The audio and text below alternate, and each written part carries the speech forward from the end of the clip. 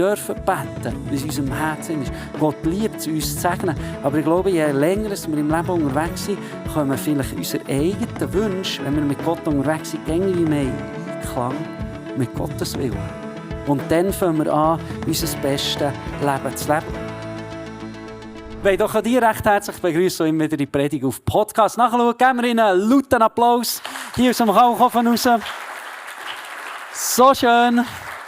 Habt ihr eingeschaltet und seid ihr ein Teil auch von diesem Abend. Wir sind in der Serie «Fragwürdig», die wir letzten Sonntag gestartet haben. Wir haben bewusst eine gewisse Zeit eigentlich die Möglichkeit gegeben, dass wir Fragen stellen dürfen. Also wir können Fragen einschicken für Sachen, die wir jetzt werden in dieser Serie ein bisschen probieren aufzugreifen. Ich habe letzten Sonntag natürlich auch die ziemlich bekannte Frage probiert zu erklären, warum soll Gott gut sein, wenn er Leid zulässt. Also wie kann es überhaupt einen guten Gott geben bei all dem, was auf dieser Erde passiert? Das war letzten Sonntag, sicher auch nicht ganz einfach zu erklären. Für die da waren, auch sehr emotional. Ich habe mir schön Mühe gegeben beim Vorbereiten, dass das heute nicht so emotional wird wie letzten Sonntag, sondern wir in eine nächste Richtung reingehen dürfen. Und zwar habe ich so ein paar Fragen probiert zu bündeln, die so ein bisschen über den Sinn des Lebens gehen. Warum bin ich da? Was ist mein Sinn? Was ist überhaupt mein Job? Wie kann ich Gott ehren?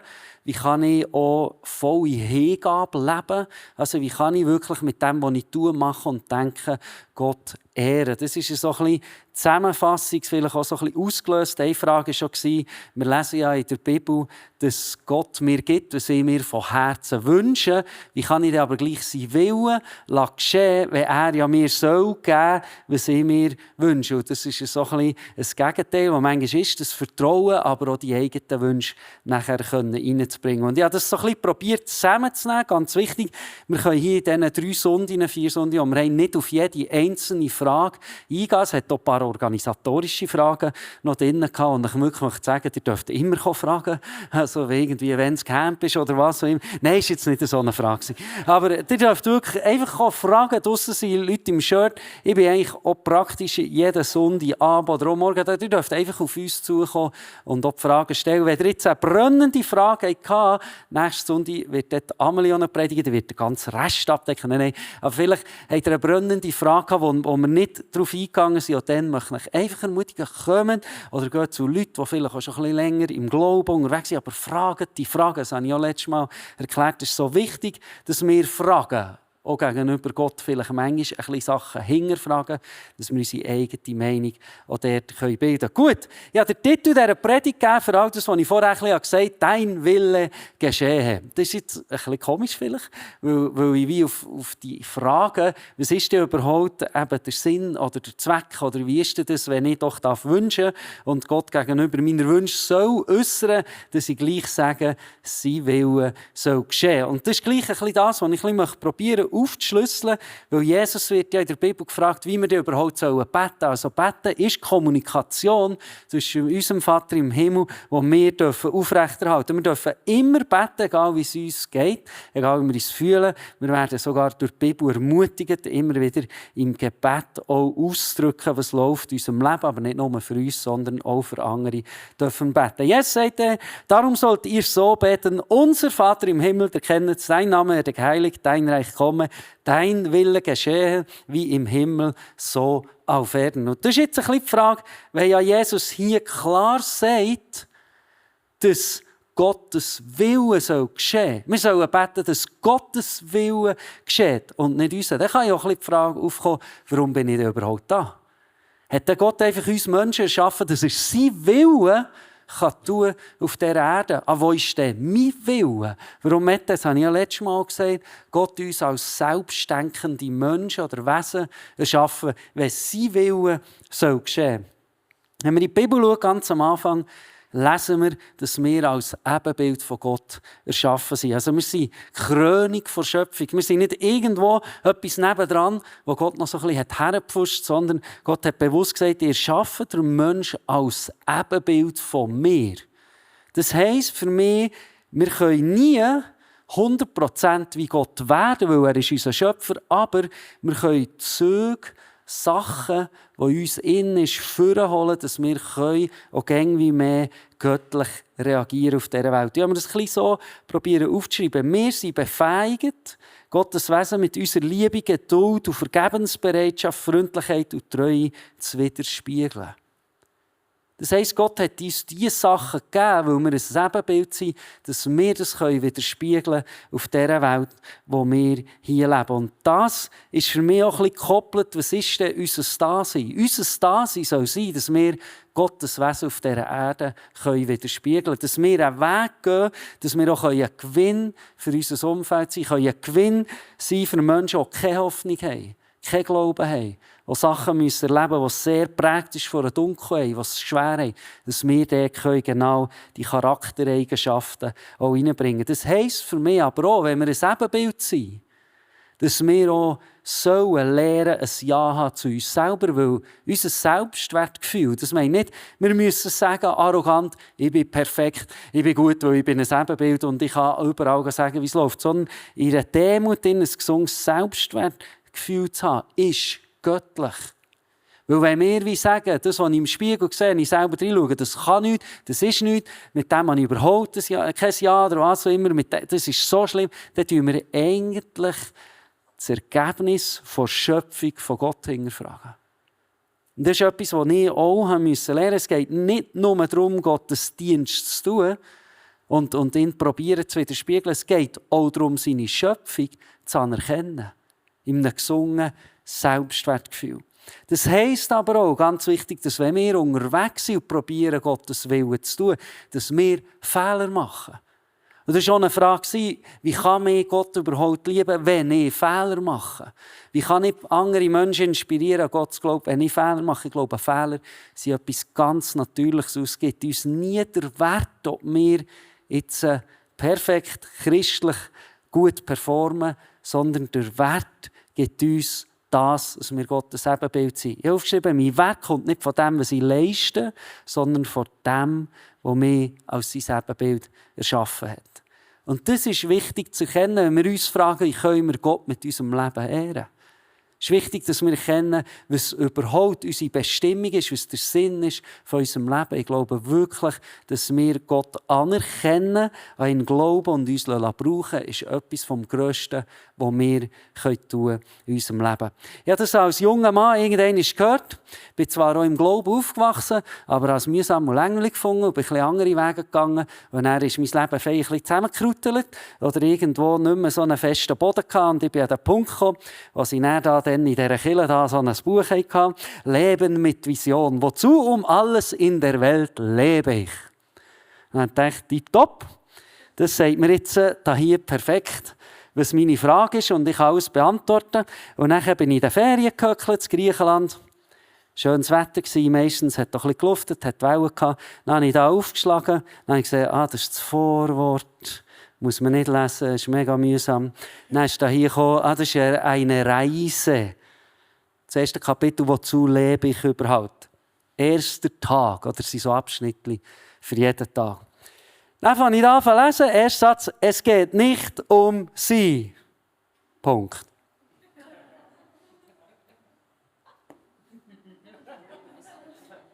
Jetzt wollte ich doch lesen, wie ich mich entfalten, wie ich das beste Leben leben kann, wie das, was ich in meinem Herzen mir wünsche, Gott mir soll geben.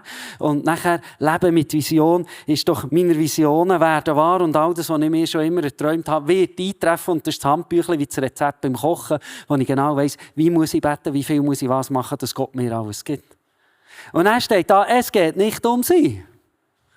Und dann haben es wirklich alle Menschen dazu getan.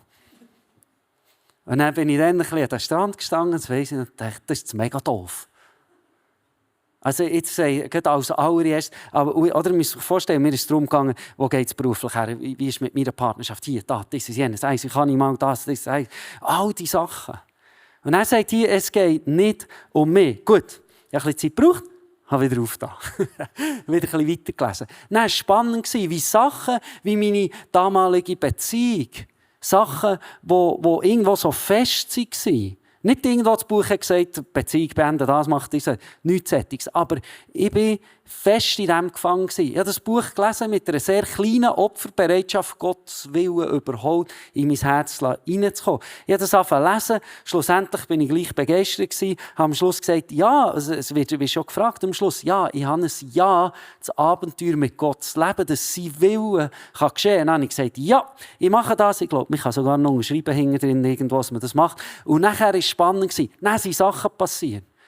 Es ist kaum, glaube ich, 2 Monate gegangen, meine Beziehung beendet. Mein beruflicher Weg, bam, beendet. Überhaupt nicht in die Richtung gegangen, wo ich gegangen bin. Nachher, ich habe immer so mega gerne Death Metal gehört. So lustig. He? Könnt ihr euch jetzt nicht vorstellen? Das ist noch die wahre Musik, ich sage euch. Geht's gar nicht.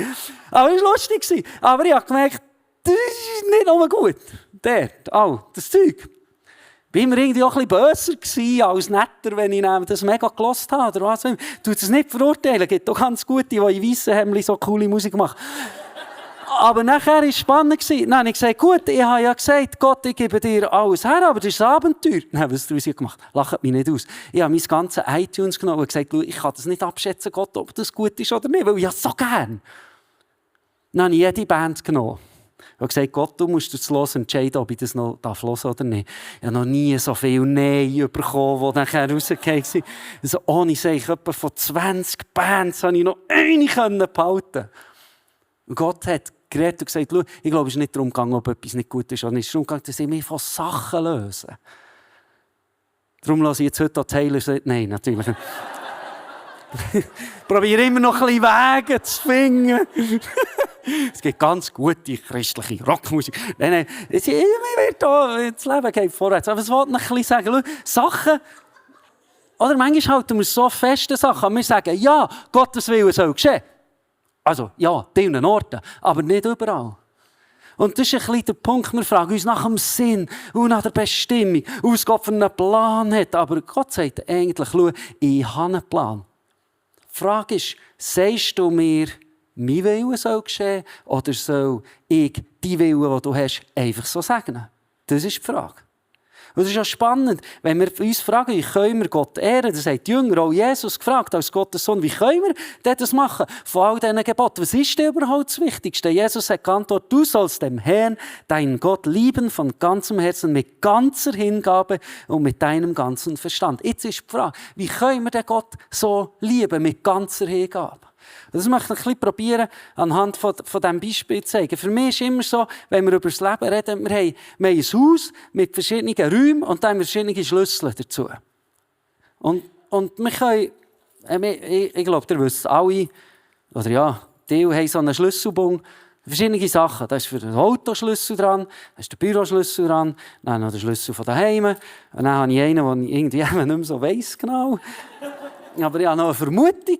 Aber das muss ich jetzt wieder herausfinden. Dann auf einem anderen Büro. Das ist ein Schlüsselbund.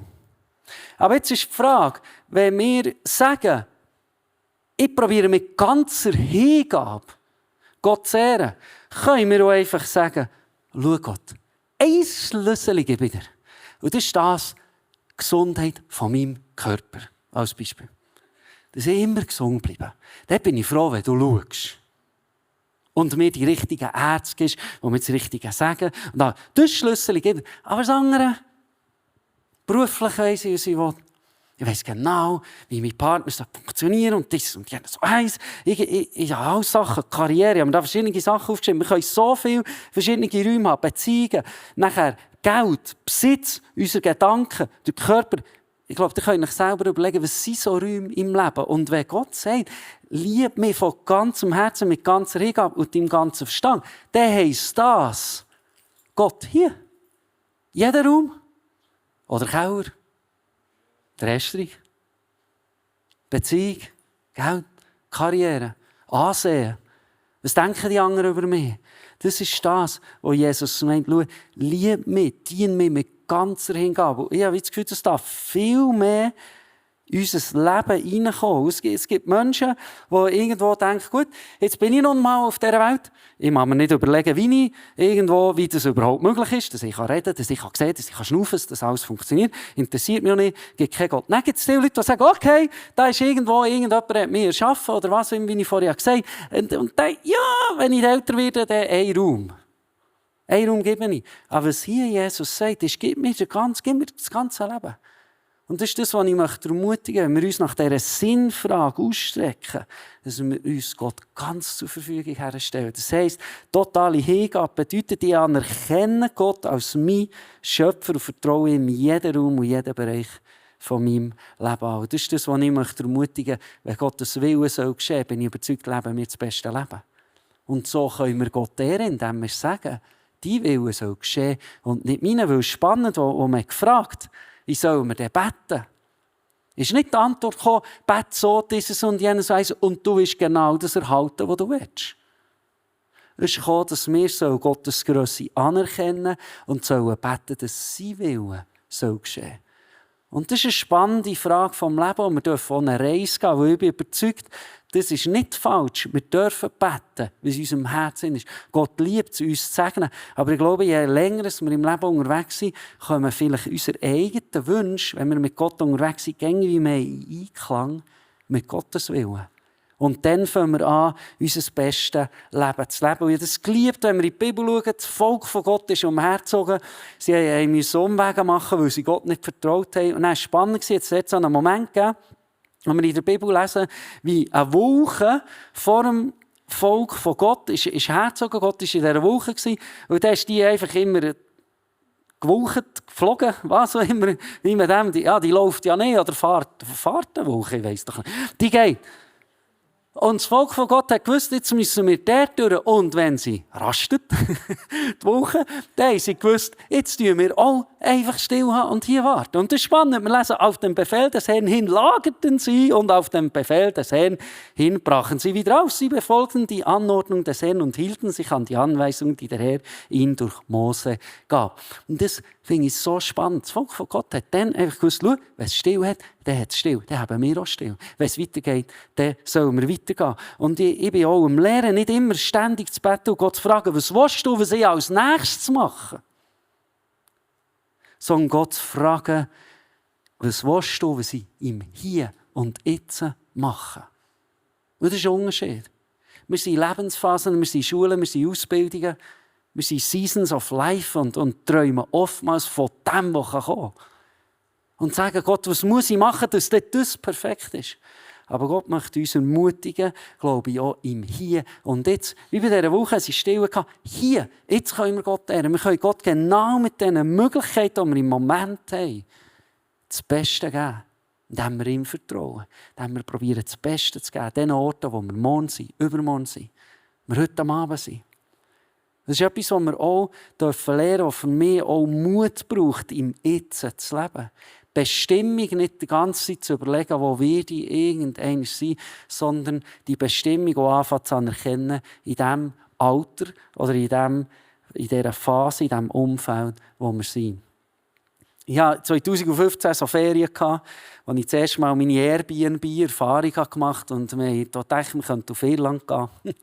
Und dann dachte ich, ja, mega gut, Irland klingt super, auch sicher nicht heiß. Und ich habe mich gefreut, die Natur und all das. Und dann dachte ich, ja, wir können heute 2, 3 Orte besuchen, aber dann setzen wir uns noch ein bisschen ersetzen. Wir waren frisch Familie, die Tochter auf der Welt, ich glaube, jährig, ein bisschen mehr war, genau 15 Monate. Und dann bin ich auf Airbnb schauen, keine Erfahrung gehabt, und dann habe ich da so ein Haus gesehen, da habe ich extra das Foto mitgebracht. Was für ein geniales Airbnb. Und dann habe ich gedacht, ist jetzt schon noch günstig für irgendwie das, was wir dann alles haben. Da. Also, ich habe mir auch nicht weiter vorgestellt. Ich habe schon probiert, das so zu lesen, aber irgendwie war es auch nicht so detailliert beschrieben. Auf jeden Fall haben wir gedacht, ja klar, da lebt eine Familie sicher irgendwo ein bisschen in diesem Flügel hier. Und den Rest haben wir für uns, den wir brauchen können. Und dann sind wir dort angekommen und dann haben sie uns ein Kämmerchen hier oben im Esterreich gezeigt, keine Küche drin, nicht mal wirklich ein Bad, haben mit einem anderen Airbnb-Gast nachher noch Dusch teilen, wollte ich sagen. Und nachher sind wir dort angekommen, ich sage euch, in diesem Kämmerchen. Und ich dachte, das geht gar nicht. Dann sind wir runtergefragt und gesagt, also können wir die Küche, wie ist jetzt das? Nein, es ist explizit so gestanden, dass man die Küche nicht brauchen kann. Und wir waren in diesem Zimmer drin, oder glauben es nicht. Meine Frau ist im Bett gelegen, ich bin drauf und habe den Rückflug über Swiss probiert zu gehen und gesagt, morgen gehen wir heim. Ja, Mensch, nach 3 Tagen Irland habe ich gesagt, gut, das lenkt mir heim. Das geht gar nicht. Und dann vergesse ich nie, wenn ich meiner Frau gesagt habe, kostet nur so viel, wir können gleich heim. Ich würde noch ins Ferienbudget von nächstes Jahr länger jetzt den Flug zu buchen, dass wir dort einfach den Schaden beheben können. Dann habe meine Frau gesagt, das ist jetzt sicher nicht ganz so, wie wir uns das vorgestellt haben, aber jetzt probieren wir. Die Weisheit, dann hat sie gesagt, jetzt probieren wir das Beste rauszuholen aus diesen Ferien. Dann hat sie sich umgedreht und gefüßelt. Wie wollen wir das Beste rausholen aus dem? Irgendwann habe ich dann auch probiert und gesagt, okay, gut, schau, das ist jetzt verschissen. Aber jetzt probieren wir hier das Beste rauszuholen. Und das mag ein lustiges, blödes Beispiel sein, aber wir können aus allem entweder mit der Haltung reingehen und sagen, ich will weg hier, ich will möglichst weg von dem Ort, wo ich bin, dass ich endlich gute Sachen erleben kann. Aber Gottes Wille ist oftmals, dass wir dort, wo wir sind, uns das Beste geben. Und was auch immer das ist, Doppellektion Französisch, keine Ahnung, wie man das gut machen kann, aber kann auch Ort sein.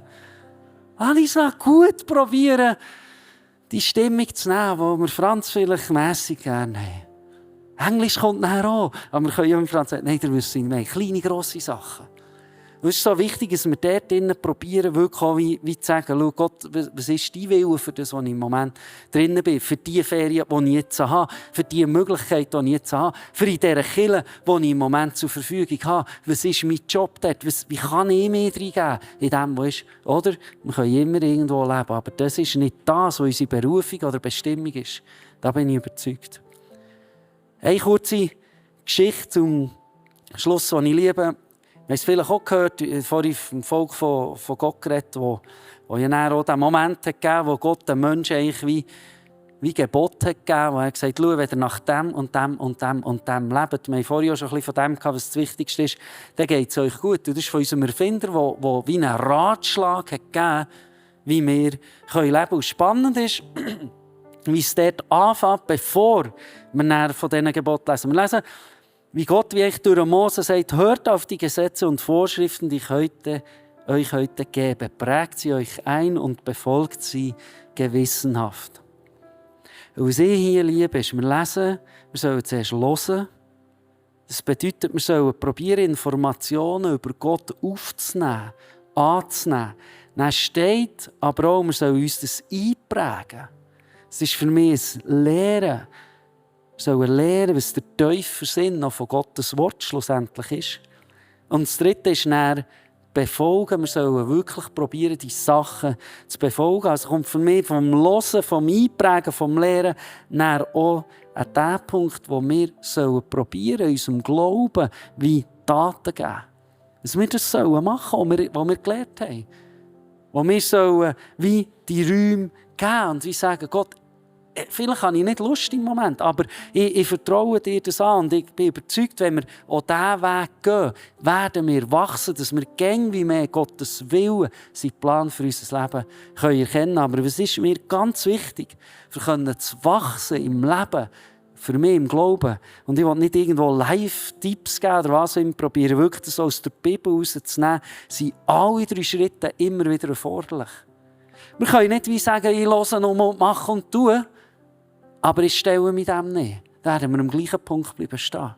Wir können aber auch nicht immer nur sagen, ich muss jetzt das prägen und machen und tun. Wir müssen manchmal einfach unser Herz auftun fürs Hören. Wir sollen hören, wir sollen einprägen, lernen und befolgen. Alle 3 Sachen sind erforderlich. Und ich glaube, wenn ich diese Frage ein bisschen zusammenpacken darf, von Sinn, von Weg, warum bin ich da, bin ich überzeugt, wir sind Gottes Ebenbild. Wir dürfen ihm hier und jetzt wirklich unser Bestes geben. Und wir dürfen anfangen, uns auch überlegen, ob es nicht besser ist, dass sein Wille soll geschehen soll, als unsere klaren Vorstellungen, die wir haben. Und da bin ich überzeugt, wird sich ganz viel im Leben, das so gross sein kann, schlussendlich in eine angenehme Grösse wandeln, wo man merkt, okay Gott, schau, ich habe Freude, wenn du Wunder tust, wenn Durchbrüche kommen, wenn sich Situationen ändern. Aber es tut nicht mein Glaubensleben, nicht meine Fröhlichkeit, meine Hoffnung in Frage stellen. Sondern, dass ich ein Ebenbild geschaffen bin von dir. Mein Glaube an dich ist schlussendlich der Boden, den ich haben kann. Und da bin ich überzeugt, werden wir an Orte herkommen, wo wir uns niemals davon träumen können.